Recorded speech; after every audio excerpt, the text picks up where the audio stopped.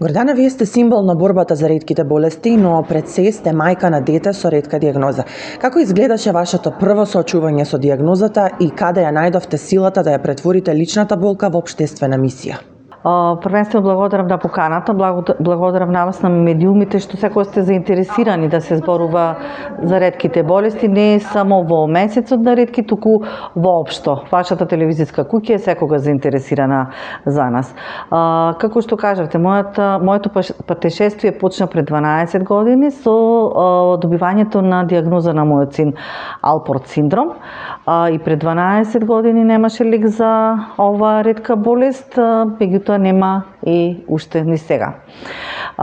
Беше многу тешко да се слушне не само самото име на диагнозата, меѓутоа и да понатака и да се проучи што значи Алпорт синдром и кои предизвици ќе ги носи низ времето мојот син како тежина. Ме прашавте од каде црпам енергијата. Ја црпам од силата на мојот син. Тој е веќе 25 годишно момче, кој што успешно се бори со својата диагноза. Меѓутоа, за жал, минатата година неговата состојба се влоши и она што самиот Алпорт синдром го носи како крајна фаза е загуба на бубрежната функција и моментално е 2 пати неделно на диализа. Од тука почна и мојата борба за пациентите со ретки болести, оформувањето на Сдруженијето Ретко е да си редок и организирање на безброј настани на кои што сте и вие сведоци. Што е она што најмногу ве плаши како родител кога ќе слушнете дека има доцнење на тендерите за лекови или застој во здравствениот систем?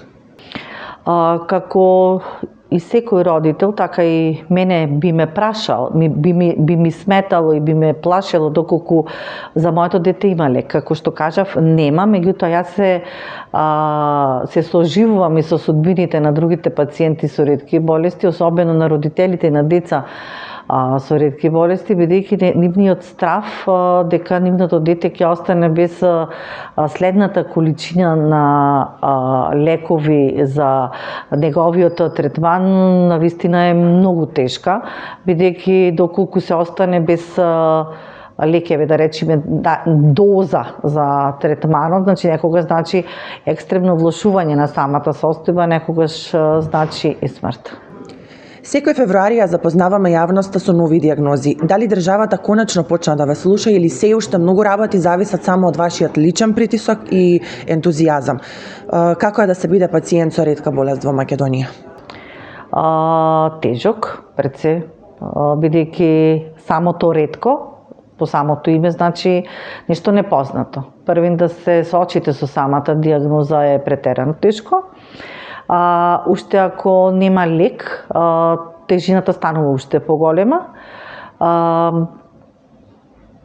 Доколку нема кој да ве подучи како да го изодите самиот пат од добивање на диагноза па понатака до наоѓање на професионалци кои што ќе следат состојбата, дали ваша сама како на пациент или на близок од вашето семејство, е навистина тешка. Меѓутоа, тука сме ние пациентските здруженија за да можеме да помогнеме доколку ни се обратат пациентите со било каква помош, дали да ги споиме со слично такво семејство, со истата болест, за да си разменат искуства, или пак да им помогнеме да го изодат и онака тешкиот пат до добивање на некој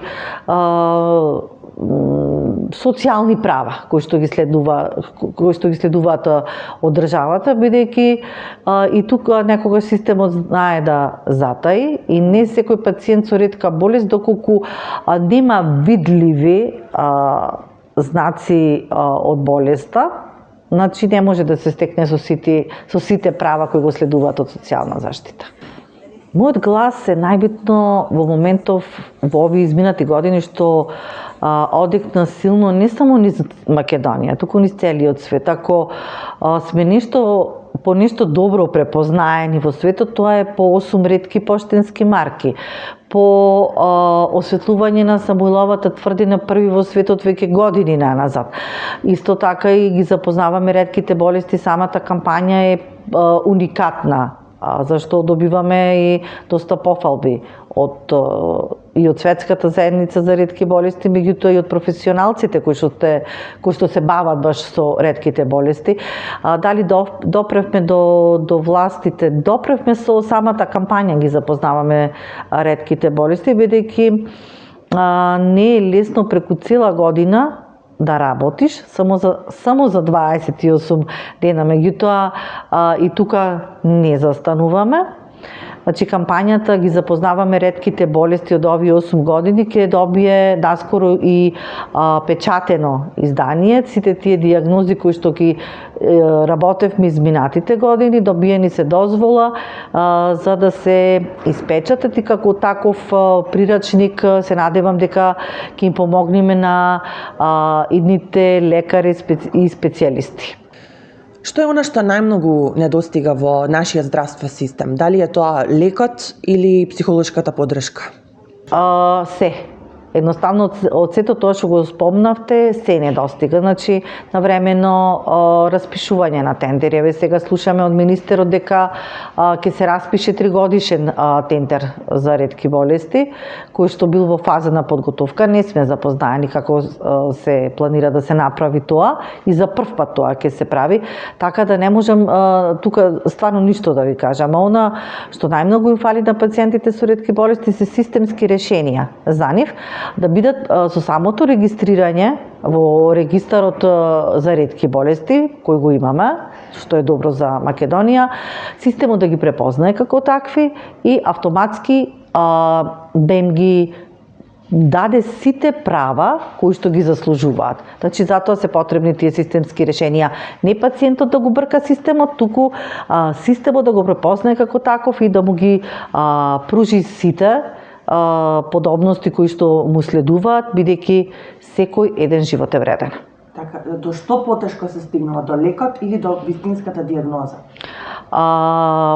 Првенствено до вистинската дијагноза, бидејќи има една светска всушност статистика дека просечното време на добивање на дијагноза за некоја одредена ретка болест е 8 години, што не беше случај во моето семејство. Кај мене тоа траеше 14 години.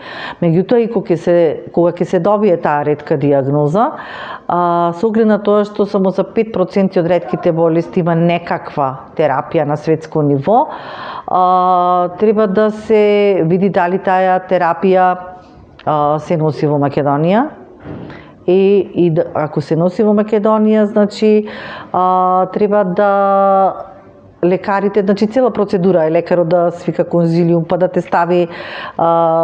стават во програма за лекување за ретки болести, значи е голем бирократски круг. Голем. Мислам дека бирократијата како држава не има уништено и ќе не доуништи ако продолжи вака. Значи мора да се скрати таа и дијагностичка одисеја, меѓутоа и патека од добивање на дијагноза до добивање на лек. Буџетот на програмата за ретки болести за оваа година е намален, веќе информиравме, но дали истиот ги покрива потребите на сите регистрирани пациенти? За жал, како што и претходно ви кажав, многу малку годинава знаеме. Знаеме само дека е намален, меѓутоа се прават напори од Министерството за здравство. Пред неколку дена имаше изјава од Министерот за здравство дека е планиран 3-годишен тендер, меѓутоа го немаме планот како пациентски здруженија каков тој 3-годишен тендер би изгледал, дали ќе има анекси на договори слично, затоа не можам апсолутно ништо да ви кажам, меѓутоа дека е загрижувачки, да, е загрижувачки, но да се надеваме дека властите ќе си го исполнат ветувањето кон пациентите со ретки болести, бидејќи како што ни требаат здрави патишта за да отпатуваме некаде, така ни требаат и здрави луѓе, здрави наши семејства, деца и слично. Да, бројката во меѓувреме расте? Да, бројката расте. Во официјалниот регистар за ретки болести се запишани, мислам, до последно беа околу 1093 пациенти, меѓутоа, верувајте, тоа се зголемува. а не исто така знам дека регистарот за ретки болести се прочистува од некои диагнози, а неофицијалниот регистар на Сдруженијето Ретко е да си редок броеше до 1 февруари 408 различни ретки диагнози, за во меѓувреме да ни се јават уште 20 пациенти со нови болести и неофицијалниот регистар сега на Сдруженијето брои 410 различни ретки диагнози. Како пациентите со ретка болест се прифатени од општеството и постои ли соодветна инклузија во училиштата и на работните места? Треба уште многу да се работи, меѓутоа од она што како пациентски здруженија со кампањите годиниве го направивме, да, успеавме таа инклузија да ја подигнеме на едно повисоко ниво. Прифатени се дечињата во училиштата, меѓутоа за оние дечиња ученици за кои што имаат проблем со моториката, значи се уште некаде фалат пристапни рампи, некаде каде што има потреба и лифтови. Гледам да имаше некоја иницијатива во Скопје да се направи нешто така да се надеваме дека таа инклузија само се повеќе ќе расте, дека се прифатени дечињата се. Тоа ме радува. И посетуваат редовна настава тие што може да ја следат наставата. Да, и сега за голем дел од пациентите решението за подобар живот, здрав живот е трансплантација. Да. Каде сме во тој дел? Пред неколку недели во Охрид имавме многу убава панел дискусија на кој што беа присутни доста доктори од клиничкиот центар во Скопје, меѓутоа и представници на верските заедници.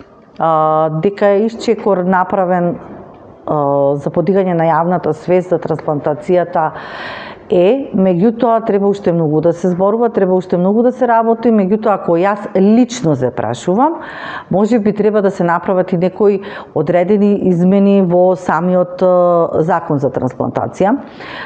Еве конкретно како родител на дете што чека, што е на националната листа за трансплантација, веќе година и кусур не сме добиле повик. Затоа еве јас се спремам како мајка да бидам донор на моето дете, само за да го тргнам од машините кои што да му го зголемуваат, му го подобруваат животот, меѓутоа го врзуваат на едно место. Така да мислам дека како што направивме годиниве добра национална кампања за ретките болести, мислам дека треба да се работи на национална кампања за подигање на свеста за органодарителството. Кој е вашиот апел до надлежните и што е тоа што мора да се промени во програмата за ретки болести за пациентите да имаат подобар и подостоинствен живот?